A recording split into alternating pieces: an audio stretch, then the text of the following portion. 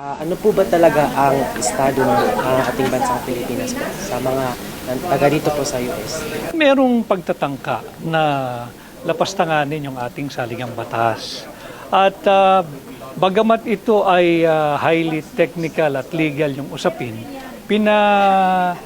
pinapaliwanag natin yung isyong ito sa pinakasimpleng pamamaraan para malubos na maunawaan ng higit na maraming Pilipino kung bakit dapat tutulan yung pagtatangka na lapastanganin yung ating saligang batas. Specifically, yung mga political provisions kagaya ng term limit or more so, yung pagpapalit ng uri ng gobyerno from presidential to parliamentary. Hindi natin ito dapat payagan, hindi natin dapat pahintulutan. Dahil ang layunin lang naman ito ay mapanatili sa kamay ng isang pamilya ang pamumuno sa ating bansa. At hindi ito mabuti. What is the call po ng mga Pilipinos sa ating current administration? Ang hakbang ng maisog, USA, ay katulad din ng isinisigaw at hinihiling ng hakbang ng maisog Philippines at lahat ng hakbang ng maisog international. We are calling for a leadership that has transparency, accountability, that's pushing for peace, security, and stability. Yan din ang sinisigaw ng hakbang ng maisog USA. No to war and yes to peace.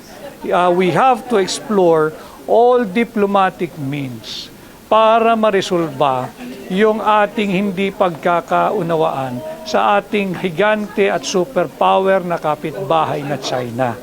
Ayaw natin ng gera dahil walang nananalo sa gera. Ang usapin sa gera kahit saan, sa Ukraine, diyan sa Gaza, walang mananalo dyan. Ang nagiging usapin lang dyan, paramihan ng mamamatay sa parehong panig, sa lahat ng panig. Paramihan ng mga edipisyo at mga gusali na masisira at mawawasak. Paramihan na maghihirap at magugutom at paramihan ng kinabukasan ng kabataan na wawasakin ng bomba, ng armas, ng bala. War is obscene, war is immoral, war is evil. So, bali patunayan po ang friends to all enemies to all. Lahat ng bansa ganun, hindi lang ang Pilipinas.